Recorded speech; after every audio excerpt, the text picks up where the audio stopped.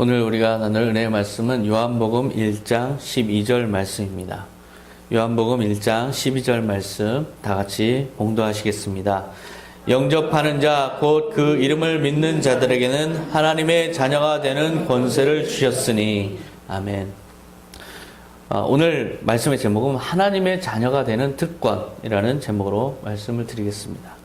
오늘 본문을 보면 예수 그리스도를 우리 주님으로 영접하는 자, 그리고 예수님을 우리 주님으로 인정하는 자, 믿는 자에게는 하나님의 자녀가 되는 권세를 주셨다. 우리는 예수 그리스도를 다 믿고 이렇게 나아가고 있어요. 그래서 우리의 정체성은 바로 하나님의 자녀가 되는 그런 정체성을 가지고 믿음 생활을 해 나가고 있어요. 그런데 지난 한 주의 삶을 우리가 되돌아보면 아주 인간의 정체성에 의문을 주는 그러한 일이 있었어요. 다름 아니라 이세돌 구단과 알파고, 인공지능 알파고의 그 대국을 바라보면서 인공지능과 인간의 이 대결 속에서 우리는 우리가 과연 어떤 인간의 정체성을 가져야 되는가라는 걸 의문이 드는 그런 거에 대해서 의문이 드는 그런 경험을 했어요. 인공지능과 인간이 미래의 주도권을 놓고 한판 대결을 벌이는 가운데 어제도 이세돌 구단이 이제 세 번째로 패했어요. 그 과정에서 인공지능을 보니까 자기 자신이 스스로 인식하고 그 다음에 학습하고 그리고 예측하면서 인간의 능력을 뛰어넘고 있어요. 인간과 인공지능의 대결이라고 하지만 사실 그 인간은 이세돌 씨는 바둑계에서 최고의 실력을 가진 사람. 즉 최고 인간과 인공지능이 대결했는데 인간이 여기서 패한 거예요. 이러한 모습을 보면서 많은 사람들은 아무리 기계가 그렇게 뛰어나도 그렇게 기계가 정밀해도 그리고 예측을 잘해도 인간의 창의성을 과연 능가할 수 있느냐 그런 안도의 위안의 그런 이야기를 하는 사람들이 있어요. 그런데 어제 보여준 알파고는 전혀 다른 모습이었어요. 변칙적인 수를 자기가 찾아서 두고 또한 아무리 난전을 펼쳐도 스스로 그것을 다 예측해서 막아내고 또한 전혀 엉뚱한 수를 둔 것 같지만 그것이 오히려 이세돌 씨를 기만하는 수고 오히려 전체 판세를 읽어나가는 모습에서 소름이 끼칠 정도로 놀라운 능력을 우리는 보고 있어요. 이 인공지능은 스스로 학습하고 있어요. 그래서 스스로 전체 판세를 저 끝에서부터 읽어오는 거예요. 인간은 한 수 한 수 두면서 계속해서 불확실성 속에서 두어가지만 인공지능은 결과적으로 자기가 이길 것에 이기는 그 상황을 예측하고 거기서부터 지금 어떤 수를 더해야 되는지를 계산해 오는 그런 수를 두고 있어요.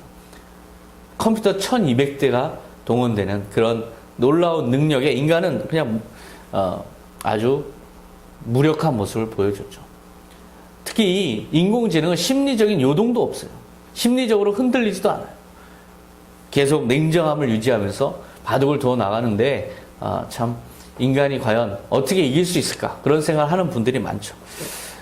실수 이후에 빠르게 회복하는 그런 모습 속에서 참 인간은 실수 이후에 한동안 방황하는 그런 모습과 비교해 볼 때 참 놀라운 그런 차이를 확인할 수 있었어요. 3천만 번이나 스스로 셀프 대국을 하면서 익혀온 이 알파고의 실력에 인간은 오히려 무력한 모습을 보였죠. 알파고 개발자는 그런 말을 해요. 바둑은 시작일 뿐이다. 앞으로 거의 대부분의 영역에서 이렇게 뛰어난 인공지능들이 이제 활약할 날이 올 것이다 라고 얘기했죠. 사람들은 이 알파고를 보면서 무엇을 느꼈을까? 많은 사람들이 두렵다, 무섭다 이런 인터뷰를 하는 걸 봤어요.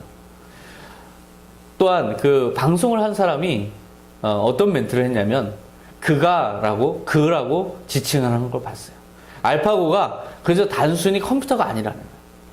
그 인공지능을 가졌다는 그 존재에 대해서 우리는 분명히 하나의 존재로서 우리는 느끼고 있어요. 분명한 존재감을 우리는 느끼고 있어요. 그래서 그가 이렇게 두었다.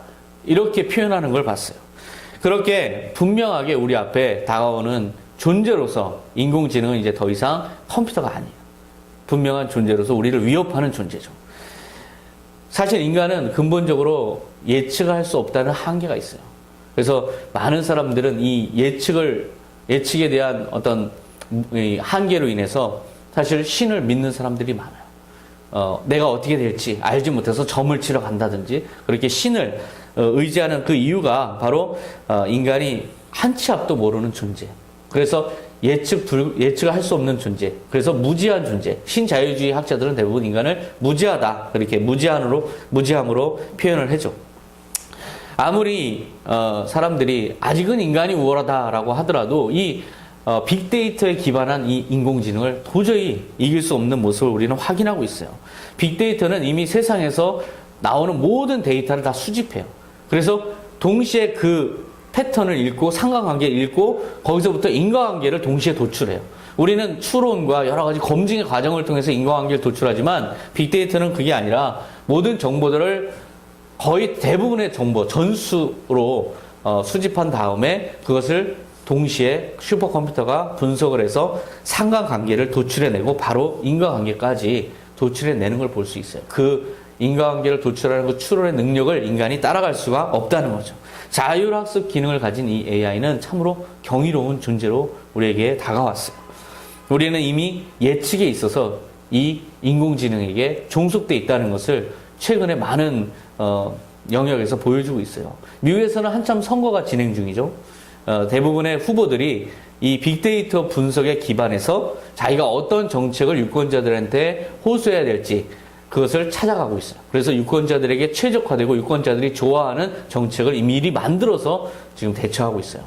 심지어는 자기가 당선될지 아닐지도 파악을 해서 당선이 불확실하면 선거를 포기하는 그런 일도 지난번에 있었어요. 오바마와 붙었던 그 공화당 후보 중에 한 명이 그런 일을 했어요.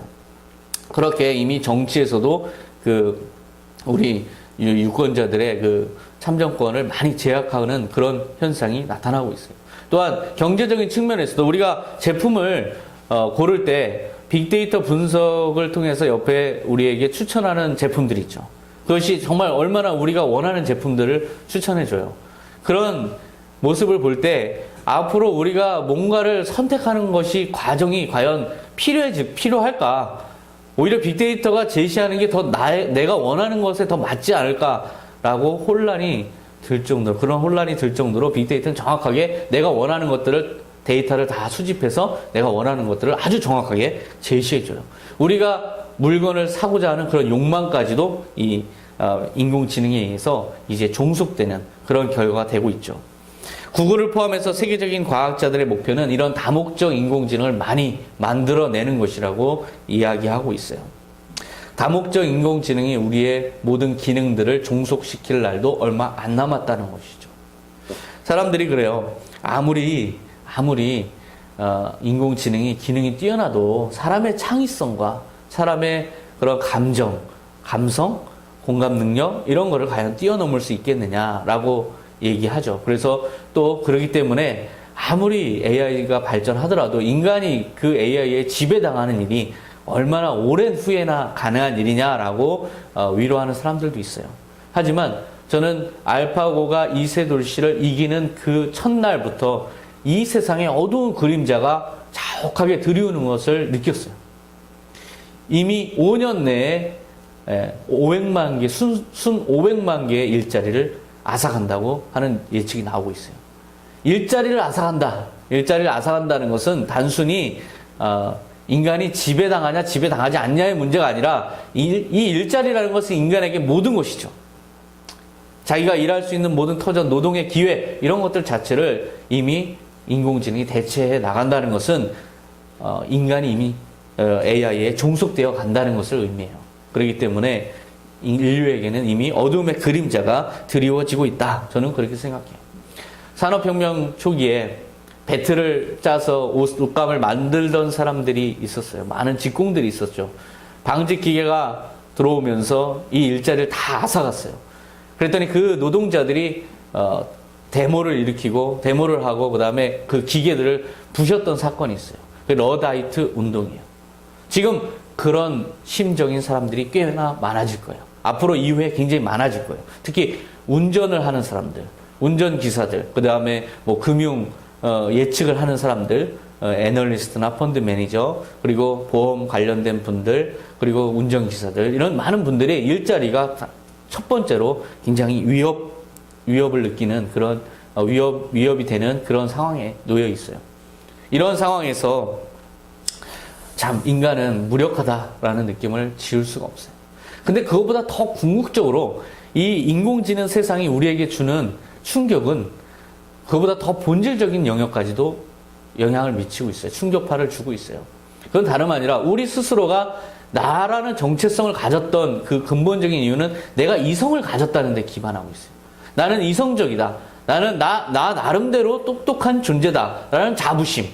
그리고 나 나름대로 내 운명을 결정한다라는 그런 이성에 기반한 정체성 인식. 이게 있었는데 이 모든 것들이 AI 앞에 무력하게 지금 결론이 났다는 거죠.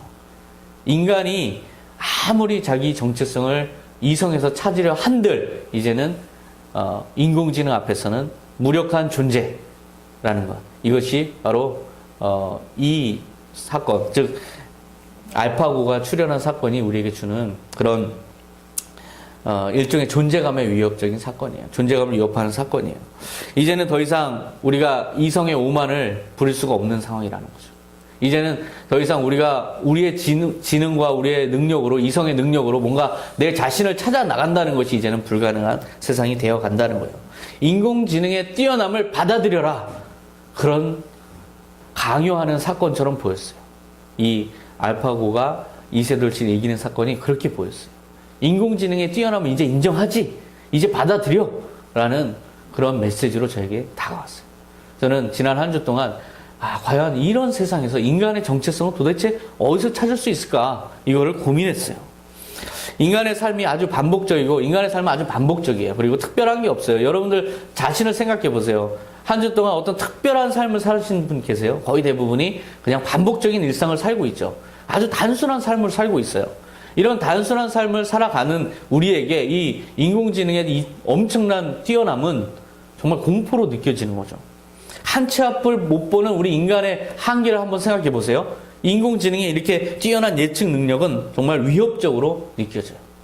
자, 그런 상황에서 우리는 더 이상 어떤 근거로 인간의 정체성을 논할 수 있을까? 이런 뛰어난 능력을 가진 존재 앞에 우리는 이제 어떤 자부심을 가지고 살아야 될까? 참 무력감이 느껴지고 자괴감도 느껴지고 어찌 보면 뭔가 비애도 느껴지고 그런 한 주였어요. 그런데 저는 이 인공지능에 대해서 그래서 따져보기 시작했어요. 저 인공지능이 어디까지 정말 영향을 미칠까? 그걸 아주 면밀하게 따져보기 시작했어요. 그런데 거기서 인공지능의 한계가 발견이 됐어요. 이 인공지능은 지금까지, 즉 현재부터 과거까지의 모든 데이터를 가지고 분석해서 미래를 예측할 수는 있지만 미래에 우리가 그것과는 반대되는 어떤 창조적 의지를 발휘한다면 그것까지 예측할 수는 없다. 특히나 우리가 하나님의 자녀인데 우리를 지배하시고 우리를 창조하신 이 하나님이 어떤 창조적인 힘을 발휘해서 창조적 능력으로, 창조적 의지로 섭리해 나가는 이것까지 예측할 수 있을까? 그런 점에서는 분명한 한계가 있다. 그 점을 저는 느꼈어요. 미래 예측은 하겠지만 엄연히 이 인공지능은 자연의 법칙 하에서 일어나는 일들의 데이터를 가지고 자연의 법칙 하에서 일어나는 일들을 가지고 예측할 수 있다는 거죠. 그 자연의 법칙 하에서 일어날 일을 예측할 수 있다는 거죠. 그 이상을 초월하는 어떤 의지를 발휘한다든지 자기가 가진 그런 의지를 가지고 그걸 관철시킬 수 있는 능력을 가졌다든지 하는 것은 아니라는 것. 이것에서 저는 AI가 가진 한계를 느꼈어요. 물론 내 능력과 내 지성을 가지고 앞으로 아무리 열심히 공부해 나간들 내가 인공지능을 이길 수 있을까? 그것은 저는 포기했어요. 그것은 불가능하다. 인정. 나는 못합니다. 나는 그 정도의 능력이 안 됩니다. 인정. 하지만 나의 정체성은 그런 나로부터의 이성이 아니라 그냥 이제부터는 정말 나를 창조하신 하나님, 나를 사랑하시고 나를 구원하신 그 우리 예수 그리스도 우리 주님의 관점에서 나를 찾아가야 되지 않을까 그런 생각의 전환을 했어요. 그리고 나니까 뭔가 위로가 되기 시작했어요. 우리 하나님, 우리가 믿는 하나님을 바라볼 때라는 거죠. 이제는 내가 똑똑한, 내가 이성을 가졌다는 이걸 근거로 해서 내 의식을 갖는 게 아니라 이제는 그걸 포기하고 그 능력은 이미 인공지능이 앞서가니 나를 창조하신 하나님의 관점에서 다시 한번 나의 존재감을 찾아보자 하는 그런 생각의 전환을 경험한 게 바로 지난주의 제 삶이었어요. 여러분들도 오늘 말씀을 통해서 정말 이 인공지능의 세상을 우리가 맡고 있는데, 두려움의 세상을 맡고 있는데 과연 나의 정체성을 어디서 발견할 것인가, 그 부분에 대해서 많은 은혜 받으시기 바랍니다. 우리 하나님은 이 모든 것을 예측하실 수 있는 분일 뿐만 아니라 스스로 일을 창조하시고 그 다음에 그것을 관철시킬 수 있는 전능한 능력까지 가지신 분이에요. 이분이 우리 아버지시고 우리의 하나님이시고 우리를 구원하신 분이세요. 예레미야 33장 3절에 보면 이를 행하시는 여호와, 그것을 만들며 성취하시는 여호와, 그의 이름을 여호와라 하는 이가 이와 같이 이르시도다. 너는 내게 부르짖으라. 내가 내게 응답하겠고 내가 알지 못하는 크고 은밀한 일을 내게 보이리라. 하나님은 일을 만드시고 일을 행하시고 또한 성취하셔서 우리가 알지 못하는 크고 위대한 일들을 해나가시는 분이세요. 인공지능은 과거 일을 가지고 미래를 예측할 뿐이지 새로운 일을 만들어서 그것을 관철시킬 수 있는 능력까지 갖지는 않아요. 앞으로도 마찬가지일 거예요. 그럴 수 있는 능력은 오직 하나님만이 가지고 계세요. 새로운 일을 창조할 수 있는 힘, 그리고 그것을 관철시킬 수 있는 능력, 그것은 오직 하나님만 갖고 있는 전능한 힘이라는 거죠. 이사야서 45장 11절에 이스라엘의 거룩하신 자, 곧 이스라엘을 지으신 여호와께서 가라사대 장래일을 내게 물으라. 또 내 아들들의 일과 내 손으로 한 일에 대해서 내게 부탁하라 라고 말씀하셨어요. 하나님은 말씀으로 장래일을 관철시키시고 실행하시고 또한 우리 아들된 우리 하나님의 자녀들의 일들을 주관하시는 분이세요. 우리 모든 일들의 주관은 하나님께서 하시는 거고 하나님께서 이뤄가시는 거지 어떤 인공지능에 의지해서 우리가 이뤄가는 게 아니에요. 많은 사람들이 인공지능이 뛰어난 능력 앞에 한편으로는 두려워하면서도 한편으로는 믿음을 갖기 시작했어요. 이게 진짜 위험한 일이에요. 인공지능을 그간에는 무시하고 이것이 아무리 그래도 인간이 프로그램한 거지 라고 생각을 했었는데 지금 이제는 인간을 누르는 걸 보면서 무서움과 함께 동시에 믿음까지도 형성하고 있다는 거죠.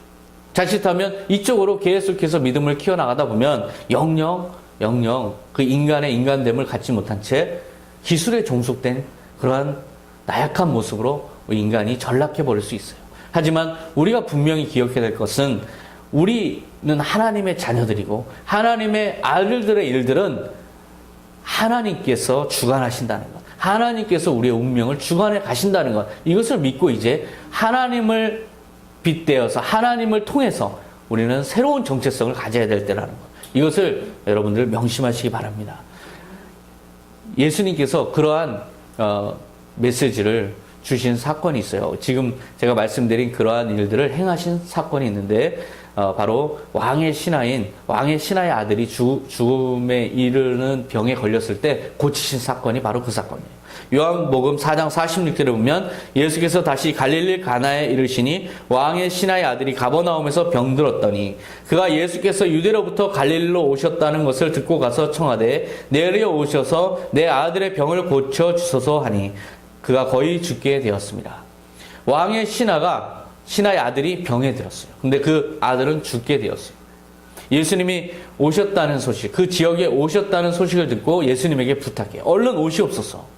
그래서 내 아들을 고쳐주소서. 이렇게 부탁을 하고 있는 모습이에요. 그런데 지금 아들이 거의 죽게 됐기 때문에 상당히 급박한 상황이에요. 그리고 예수님은 이 장소와 멀리 떨어져 계시기 때문에 이동이 필요해요. 그래서 빨리 오셔서 고쳐주시옵소서. 그렇게 요청한 거죠. 49절에 보면 신하가 이르되 주여 내 아이가 죽기 전에 내려오셔서 이렇게 부탁을 해요. 지금 시간적 한계를 이 신하는 의식하고 있어요. 우리 아들이 죽기 전에 오셔야 됩니다. 그래야 우리 아들이 삽니다. 이렇게 인식하고 있어요.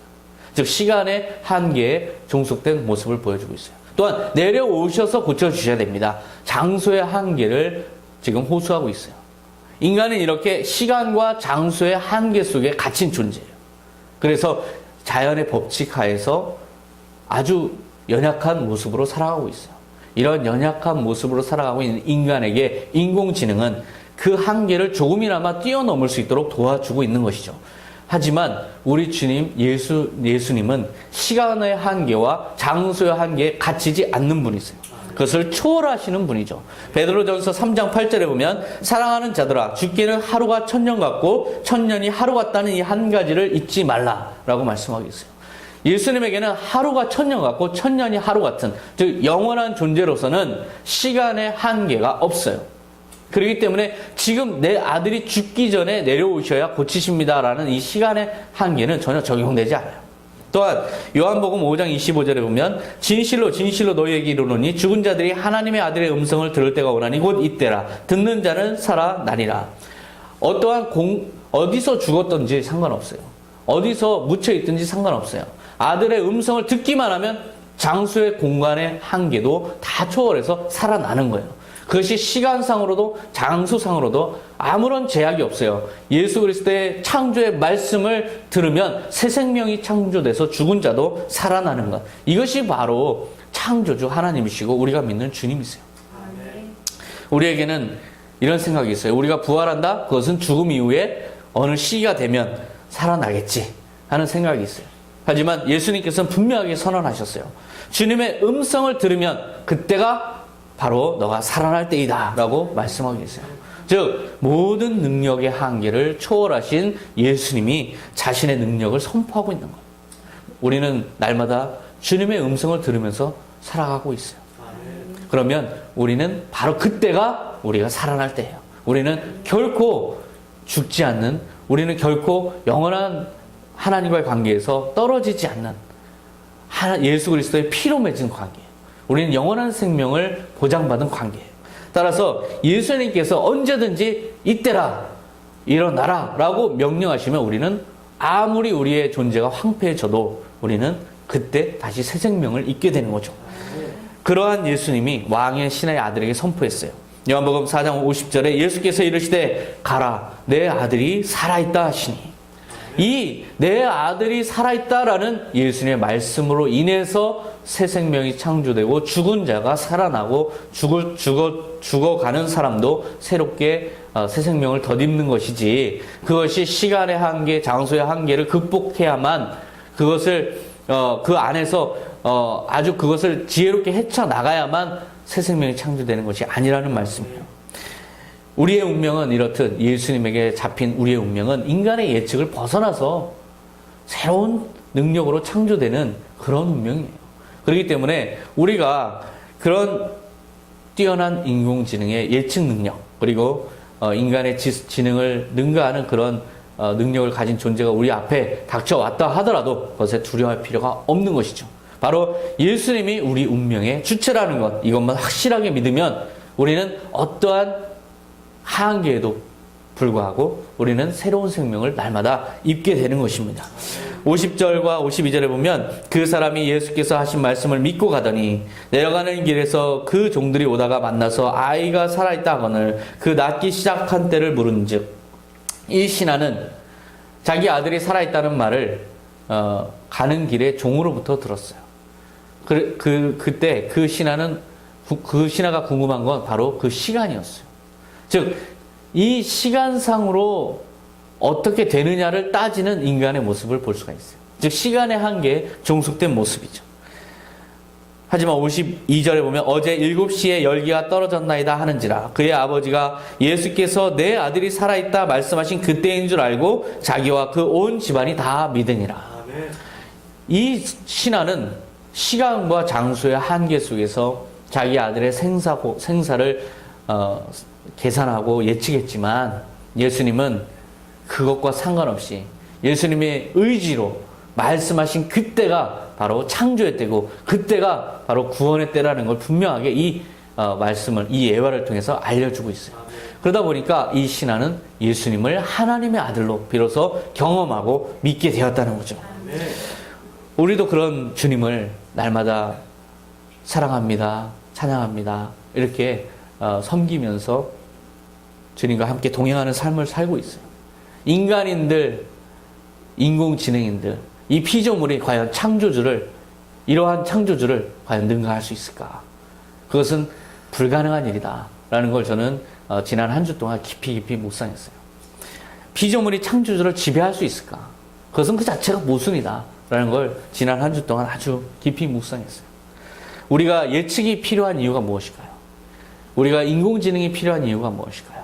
그것은 바로 우리 인간이 예측에 종속되고 그러다 보니까 위험에 계속 노출이 되고 그것을 극복하기 위해서, 우리 안전을 위해서 이런 예측 능력이 필요한 것이죠. 하지만 우리는 예수 그리스도를 통해서 영원한 생명을 부여받은 존재예요. 그런데 영원한 생명을 보장받은 존재예요. 그런데 그런 위험, 예측할 수 없어서 생기는 위험을 회피할 필요가 있을까요? 그 위험에 종속될 필요가 있을까요? 우리가 영원한 생명을 얻었는데 과연 우리가 예측의 힘에 종속될 필요가 있을까요? 그렇지 않죠. 영원한 생명은 예측에 종속되지 않는다는 사실을 믿으시기 바랍니다. 마르다와 마리아의 이야기가 있죠.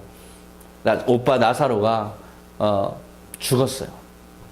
그런데 예수님께서 오시면 고쳐주실 거라고 예측을 했는데 예수님께서 오지 않으셨어요. 며칠이나 지났는데도 오지 않으셨어요. 결국 오빠가 죽은 그 현실은 마르다에게는 참 암담한 현실이에요. 고대 사회에서 남자가 없는 삶이다. 그것은 굉장히 힘든 삶이고 평생이 고통스러운 삶이에요. 앞으로 마르다의 관점에서 예측이 되는 것은 아주 고난뿐인 삶이에요. 그렇기 때문에 예수님이 오셨을 때도 전혀 기쁘지 않았어요. 섭섭함을 오히려 표시했어요. 요한복음 11장 21절 마르다가 예수께 여짜오되 주께서 여기 계셨더라면 내 오라비가 죽지 아니하였겠나이다. 자신의 미래를 예측해 보건대 앞으로 남아있는 시간들은 고통의 시간이라는 것, 그것을 생각해 보니 그 문제 속에서 자신을 구원해 주지 못한 예수님에게 섭섭함이 들었던 거죠. 자신의 고난과 암울한 미래만 예측되는 그런 마음, 그런 심정이었을 거예요. 우리의 심정과도 마찬가지죠. 우리도 지금 우리의 삶의 미래가 암울하고 암담해 보여요. 그런데 예수님께서는 그러한 우리의 예측을 벗어나서 전능한 능력으로 새 생명을 창조하시는 분이시고 또한 우리가 살아갈 길, 우리의 미래를 이미 보장해 주신 분이세요. 그 예수님께서 마르다에게 상징적으로 마르다를 구원해 주는 사건이 요한복음 11장 43절에 나와요. 이 말씀을 하시고 큰 소리로 나사로야 나오라 부르시니 죽은 자가 수족을 배로 동인 채로 나오는데 그 얼굴은 수건에 쌓였더라. 예수께서 이르시되 풀어 놓아 다니게 하라 하시니라. 예수님께서 인간의 모든 예측을 벗어난 일을 행하셨어요. 바로 죽은 자를 살리신 거죠. 그런데 그것도 바로 죽은 자를 살린 신하의, 바로 죽을 위험에 처한 신하의 아들을 살린 것과는 전혀 달라요. 완전히 죽어서 송장이 돼서 썩은 냄새가 풀풀 나는 그런 죽은 자를, 완전하게 죽은 자를 살리셨어요. 수족이 배로 동인 사람을 살려내셨어요. 그것은 하나님이 얼마나 전능한 능력으로 새 생명을 어느 상황에서도 창조할 수 있는지를 보여주는 사건이에요. 우리가 지금 인공지능 앞에서 느끼는 두려움, 사실상 우리의 모든 일자리를 앗아갈 수도 있는 그런 두려움 속에서 우리의 느끼는 이 느낌은 우리는 죽었다, 이런 느낌일 거예요. 이제는 어떻게 이것을 상대할 것인가, 이제는 우리는 어떻게 살아갈 것인가, 우리는 완전히 죽은 목숨이구나, 이제는 우리의 모든 것들이 다 박탈되는구나 라고 느끼는 심정일 거예요. 우리가 무엇을 할 수 있을까요? 이 전능해 보이는 이 인공지능 앞에서 과연 어떤 노력을 한들 그것을 능가할 수 있을까요? 인간은 정말 무력한 존재로 느껴져요. 하지만 우리가 고귀한 존재임을 깨달을 수 있는 근거는 무엇일까? 그것은 바로 죽은 자를 살리시는 예수 그리스도가 우리의 주님이시라는 것. 그분이 우리를 위해서 십자가에 돌아가셨고 또한 우리를 위해서 살아나셨고 그 부활의 기쁜 소식으로 우리도 영원한 존재로 만드신다는 이 소식, 여기서부터 우린 영원한 존재라는 것에서부터 우리의 정체성을 다시 찾아야 돼요. 다시 찾을 수가 있어요. 죽은 나사로라도 말씀으로 살리시는 걸 보세요. 창조주 하나님의 아들이라면 언제든지 그렇게 나약함에 빠져 있더라도 언제든지 새로운 생명으로 창조해 내신다는 것. 그 사실을 우리가 믿고 또한 그런 부활을 우리가 경험하고 그런 새로운 생명을 경험할 존재라는 걸 믿는다면 우리는 새로운 고귀한 정체성을 발견할 수가 있어요. 요한복음 1장 12절에서 선언하고 있어요. 그분은 자기를 영접하고 믿는 사람들에게는 하나님의 자녀가 되는 특권을 주셨다. AI와 로봇이 아무리 뛰어나도 이 땅에서 그저 쓸모있는 물체일 뿐이에요. 구원의 대상은 될 수가 없어요. 인간처럼 사랑의 대상은 될 수가 없어요. 그저 인간이 유용하게 활용하는 물체이겠죠. 물론 더 뛰어나져서 인간을 괴롭힐 수도 있어요. 하지만 전능하신 창조자 앞에서 자신들의 능력이 뛰어난데 얼마나 뛰어날까요? 우리 인간은 하나님이 사랑하는 영원한 존재라는 것, 이것을 여러분 깨달으시기 바랍니다. 이것은 인간이 선택해서 된 게 아니에요. 우리가 잘나서, 우리가 똑똑해서, 우리가 열심히 살기 때문에 그런 구원의 혜택이 주어진 게 아니에요. 그런 정체성이 우리의 노력으로 얻어진 게 아니에요. 그것은 창조주 하나님께서 기뻐하시고 그분이 소망하시고 그분이 기대하시고 그분이 뜻하신 일, 그렇기 때문에 그 구원은 완벽한 구원이에요. 요한복음 8장 14절에 이 사람들이 하나님의 자녀가 된 것은 핏줄이나 육체적 욕망이나 사람의 뜻으로 된 것이 아니라 하나님의 뜻에 의해 된 것입니다. 하나님의 뜻에 의해서 된 것이지 사람의 뜻으로 된 것이 아니다. 여기에서 우리는 확실하게 예측할 수 있는 진리를 찾을 수가 있어요. 우리가 구원을 받는다는 것, 예수를 믿으면 구원을 받는다는 것, 100% 예측 가능한 진리죠. 우리가 하나님의 나라에 가게 된다는 것, 이것은 100% 예측 가능한 진리죠. 우리가 영원한 존재가 된다는 것은 100% 예측 가능하고 확실한 진리죠. 이 영원한 운명의 변화를 일으키신 분이 바로 예수님이에요. 예수님이 이 땅에 오셔서 친히 그 일을 다 이루셨고 우리의 주님이 되셨어요.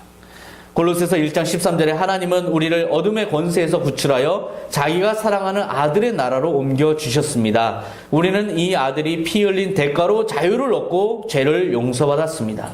예수님의 은혜로 우리는 이렇게 완전한 운명의 변화를 겪게 되었다는 것이죠. 우리가 지금은 비록 약해요. 지금은 인공지능에 맞서면 우리는 질 수밖에 없어요. 최고 인간이라 할 수 있는 이세돌 구단마저 무너지는 모습을 보면서 우리의 무력함이 얼마나 확실한가, 이것을 인정할 수밖에 없었어요. 하지만 우리의 운명은 앞으로 어떻게 될까요? 예수 그리스도를 믿는 우리의 운명은 어떻게 될까요? 예수님이 우리를 새로운 생명으로 창조하신다면 우리는 어떻게 될까요? 인공지능이 따라올 수 없는 전능한 존재로 우리도 변화되게 되어 있어요. 고린도전서 13장 12절에 우리가 지금은 거울을 보는 것 같이 희미하게 보지만 그때에는 얼굴과 얼굴을 맞대고 볼 것이며 지금은 내가 부분적으로 알지만 그때에는 하나님이 나를 아신 것처럼 내가 완전하게 알게 될 것입니다. 우리는 영원한 진리를 완전하게 알게 되는 그런 인공지능이 따라올 수 없는 뛰어난 존재로 부활해요. 그리고 영원한 존재로 우리는 다시 태어난다는 것. 그렇다면 우리는 육체로 살아가는 이 한계의 상황 속에서 이제 좌절에 빠질 것이 아니라 오히려 하나님의 우리 아버지됨을 인정하고 창조주 하나님이 우리의 주님임을 인정하는 그러한 오히려 좀 돌아와야 될 시간이 아닐까, 그런 생각을 오히려 하게 되는 것이죠. 하나님의 사랑하는 아들로서 우리는 존재감을 오히려 회복할 시간이라는 거죠. 우리에게 그동안 이성의 오만이 있었다면 이제는 그것을 내려놓고 이 AI의 존재가 출현함으로써 우리가 그것을 이제 내려놓을 수 있게 된 것이죠. 우리의 인간의 오만함을 이제 내려놓고 오히려 하나님을 다시 찾는 그런 계기를 마련한 것이라는 것. 저는 그것을 묵상하게 이르렀어요. 인공지능 앞에서 우리는 인간의 가치를 걱정하고 있어요. 인간은 더 이상 이제 무엇에 쓸모 있을까? 우리의 머리는 더 이상 무엇에 활용될 수 있을까? 인간의 가치는 도대체 무엇일까? 우리는 이 인공지능 앞에서 한없는 무력감을 느끼고 그리고 인간의 가치에 대해서 걱정하고 있어요. 하지만 저는 이 묵상의 결과 오히려 인간의 가치를 걱정할 때가 아니다. 우리가 창조주 하나님 앞에서 그동안 얼마나 이성의 오만을 부려왔는가, 이것을 반성하고 그 다음에 이제 하나님께로 다시 돌아가야 될, 그리고 정말 고귀한 정체성을 다시 덧입어야 될 시간이 아닐까, 그런 생각을 하게 됐어요. 오히려 이럴 때일수록 우리는 하나님의 아들로서 영원한 존재라는 사실을 재확인해야 된다는 것이죠. 로마서 8장 17절에 우리가 하나님의 자녀라면 우리는 하나님의 자녀라는 그 특권을 통해서 하나님의 나라를 공동으로 상속받는 상속인이 됐어요. 예수 그리스도와 함께 공동으로 상속받는 공동 상속인이 되었어요. 이것은 위대한 선언이에요. 우리의 지위가 이 땅의 단순한 피조물에서 영원한 하나님의 아들, 하나님의 자녀라는 지위로 격상되는 그런 선포예요. 그렇다면 이제 그동안 이성의 근거를 두었던 우리 인간의 정체성은 인공지능 앞에 내려놓고 이제 우리가 취해야 될 새로운 정체성, 즉 하나님의 나라의 공동상속자라는 정체성을 오히려 취해야 된다는 것입니다. 한번 생각해 보세요. 우리 집에 아주 뛰어난 종이 들어왔어요. 이 종이 얼마나 뛰어난지 아무도 당해낼 수가 없어요. 그런데 우리 아들은 너무나 이 종에 비하면 무력해요. 오히려 바보스러워요. 자, 그렇다면 아무리 종이 뛰어나도 아버지에겐 누가 더 고귀할까요? 종이 아무리 뛰어나도 아버지에겐 아들만 할까요? 인공지능이 아무리 뛰어나도 하나님에겐 우리만 할까요? 절대로 그렇지 않죠. 우리는 그런 고귀한 존재라는 사실, 그것을 오히려 이럴 때일수록 더 깊이 묵상하면서 하나님께로 돌아와야 될 시간이라는 것입니다. 우리 선한 청지기들은 영원한 창조주 전능하신 하나님께는 독생자를 내어주면서까지 살리고 싶었던, 아들 삼고 싶었던 고귀한 존재라는 사실, 이것을 깨닫는다면 어떠한 인공지능의 습격에도 불구하고 우리가 우리의 정체성을 굳건하게 지키면서 이 모든 일들을 혼란 없이 헤쳐나갈 수 있다고 믿습니다. 우리가 이러한 일을 겪을 때일수록 오히려 하나님께로 돌아와야 돼요. 하나님께 돌아와서 아들됨의 정체성을 다시 회복하고 오히려 하나님을 통해서 저는 인간다움을 느낍니다. 하나님을 통해서 하나님 앞에서 오히려 저는 참 인간임을 제 스스로 알게 되었습니다. 라고 고백하는 그런 변화가 일어나야 될 줄로 믿습니다. 기도하시겠습니다. 하나님 아버지 감사합니다. 인간의 능력보다 뛰어난 인공지능의 출현 앞에 모든 인간들은 지금 두려움과 공포를 느끼고 있습니다. 우리는 그동안 이성의 오만을 부려왔습니다. 그래서 내가 똑똑하다고 하나님을 외면하고 하나님을 멸시하고 하나님을 무시하면서 살아왔습니다. 하지만 인공지능의 출현 앞에서 우리는 겸손해져야 될 때가 왔습니다. 이제는 우리의 이성의 오만을 내려놓고 오히려 하나님의 아들됨을 우리의 정체성으로 다시 찾는 그러한 계기가 되게 하여 주시옵소서. 많은 자들이 오히려 이 사건들을 통해서, 이 변화를 통해서 하나님 앞에 다시 돌아올 수 있는 역사와 기적이 일어날 수 있도록 주님 섭리하여 주시옵소서. 감사드리며 예수님의 이름으로 기도하옵나이다. 아멘.